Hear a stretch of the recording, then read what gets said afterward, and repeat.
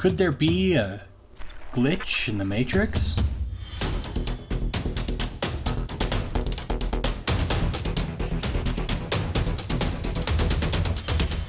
Everyone's seen them, the really nice paint jobs of scout cloaks changing from painted terrain at the bottom with an effect in between.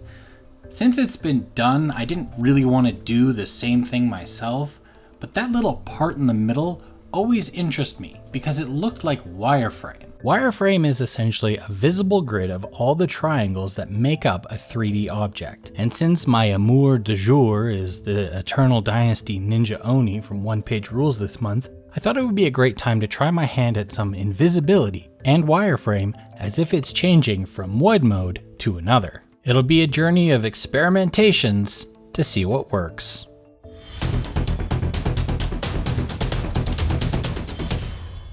This one's going to be a bit of a weird one, because in order to have an environment to reflect, I need to make the environment, which means starting with the base. I've got a raw umber, a naphthol crimson, which is a cool red, and a black and white. I start with a mix of the umber and a bit of red, and the black. Basically, I just want a red tone, dark brown to start from. So paint an overall base coat over all the panels. I wanted to keep this pretty dark overall, so for my next layer, I mixed the same again, but with much less black. As I started stippling and it started to dry, I felt like it wasn't enough of a change for a good texture, so I redid my mix without the black and did a test panel. This too wasn't enough for me, so I just said heck it and added way more of the red. This gave me a nice difference that would show up as a texture, but it is about as red as I plan to go, so we'll have to go back to the old mix for anything brighter, which will be just to add a tiny bit of white into the old mix. My plan here was to texture the middle of each tile, then highlight the edges, which should give it a grid-like floor look, but just without the flat color for something that is very flat. I do the edges by feathering out the mix from the edge with just a damp brush. To keep the shadows rather dark, I do the same thing again, just this time with black and a little bit of brown mixed in, but from the edges of the pipes instead.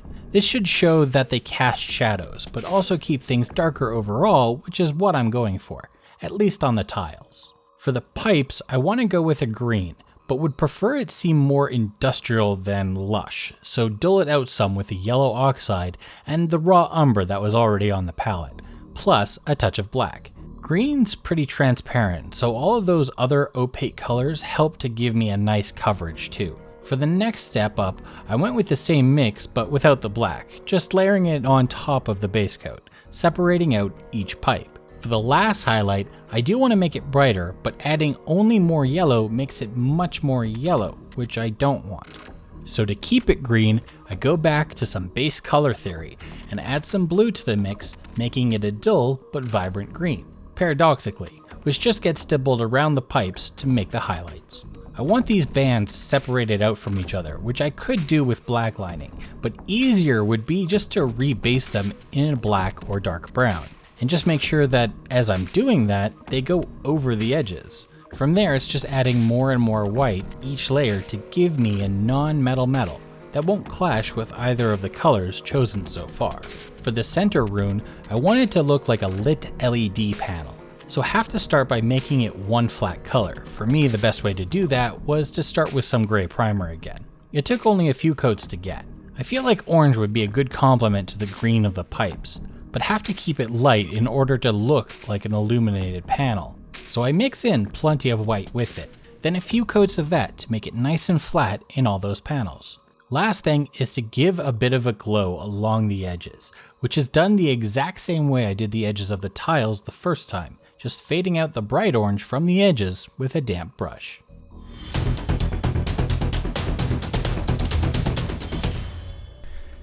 Now for the part I'm dreading the most, because I'm not really sure if I have the skills for it. It's not something I've ever done before, so we'll see. But the idea is I need to paint 1/3 of the model like it's see-through, which is why I needed the colors for the base. Because for the most part, I'm going to be using them all again, starting with a dark base coat of the raw umber and black mix I did before on the base, also with some of that crimson mixed in. I know what the floor colors are, but what about from above? If I assume that this is a temple of some sort, we can just imagine the light is from above. So the upper part of the invisible area, I can make a color of light. A white with a tiny bit of orange or yellow for a warm light would work, I think, and make it easy for myself by just spraying it on. For the middle, without a proper background, I just have to assume things are dim. So I'm going to mix some phthalo blue into my brown-black mix to make it even more dark, and get a middle between the floor and light with the airbrush, resulting in a blurred vision of a floor, a roof, and a dark middle. Now for the hard part, how to highlight and shade these sections. I'm going to be honest here and say I don't like how some of this turned out in the end, so I'll be brief on what I tried. For the white top-facing lights, I started by shading with something with a bit more hue in it, a mix of orange and yellow into the white, and made that my shade color, just feathering it into those shades. Then with a mix of pure white and just a touch of that last mix, I feathered it out along the edges. The goal was to get a kind of distorted light, which I think it does look like, but I'm worried it's too bright to look see-through at this point. For the middle section, I just darkened some shades and around rivets and whatnot, but I didn't do too much. Leaving it dark is the plan for the time being. The one section I did know would work is the leg near the floor, because for that, I had a light map. I can use the base he's standing on to determine colors and layout of other colors and which directions they need to face. I started in the same place I did with the tiles, with a reddish brown stippling to make that part of the Oni the same as the floor tiles. For the pipes his foot was stepping on, I could draw them in with very thinned out green lines following those colors. The further away I got from the floor though, the more I feathered the green out and just had the color facing towards the pipes, but without any of the detail. When it came time for the orange, it was the same thing, but since the foot never actually touched the rune, mostly it was just transparent highlights directed towards the source of the orange, giving me highlights of green and orange, but split by the brown tile color. To me, this really did give a sense of the colors being distorted from the floor below.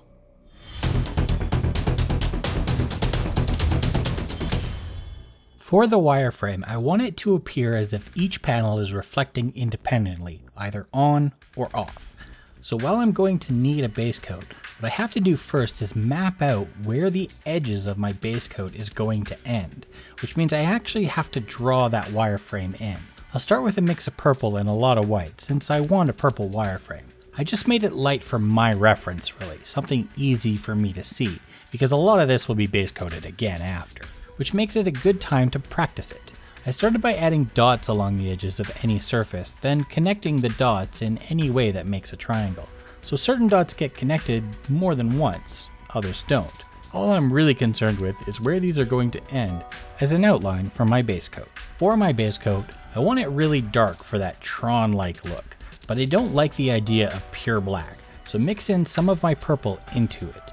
Then it's just a normal base coat, but I'll be starting along the edges that I mapped out, making sure to line in where that cutoff is into the other colors.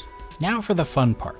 I say fun because I actually did think it was, but it will take some patience and time to do this because I'm going to be adding all the wireframe. My mix is going to be the dioxide purple, but with a little white added just for transparency. I want to keep the saturation for this first step. However, it was hard to pick up on camera, though I did learn some things while doing it. So for the second step, which is going to go lighter and thinner, I can show what I've learned. The easiest way to start is by lining the edges of a specific area. This is simple for things like the plates, as they're just squares, but for things like his shoulder here, it also requires lining in the valleys as well as the edges. Anything that makes an edge, whether up or down, needs edged. When making the triangles within an area, I found the best pattern is to alternate which direction the diagonals go. If I were to continue making diagonals in the same direction, I end up with a bit of a uniform zigzag, which looks fine and proper, but leaves out the chaos that could really spice up this wireframe pattern. For very thin edges, I found the best course of action was just to highlight the opposite edges first, then place long or random diagonal lines between them. If I did try to do a tight triangles pattern, not enough of the black shows through, so those negative areas end up being sparse, making it look too much like a flat color. And speaking of sparseness, I'm not going to bother myself with the deep wells on the model. I'm just looking for easy surfaces to do this on. Anything that has a narrow gap, like the lines on the helmet here, I don't think anyone's going to care that I didn't get right inside them when looking at the thing overall. For the cloth, the best course of action I found was to draw straight lines along each of the peaks, then start making my triangles, starting from where they naturally started to form a triangle where the cloth folds started to overlap. If there was a substantial valley as well, I'd also put a line through all of those triangles where the center of that valley was. Although I really like how the wireframe turned out so far, one thing I thought was that it looked a little flat. There was no shift between one side or the other. So I grabbed my ultramarine blue, the most transparent of the blues, and added some to my airbrush, just to change the hue of the grid on one side towards the unactivated section, thus giving me a bit of an overall style rather than just the wireframe.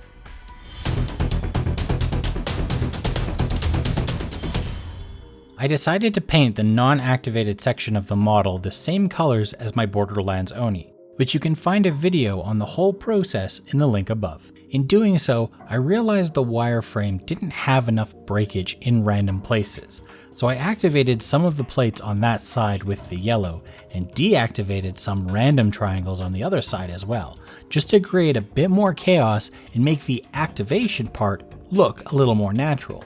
As for what I could have done better, I feel like I split the model in the wrong direction.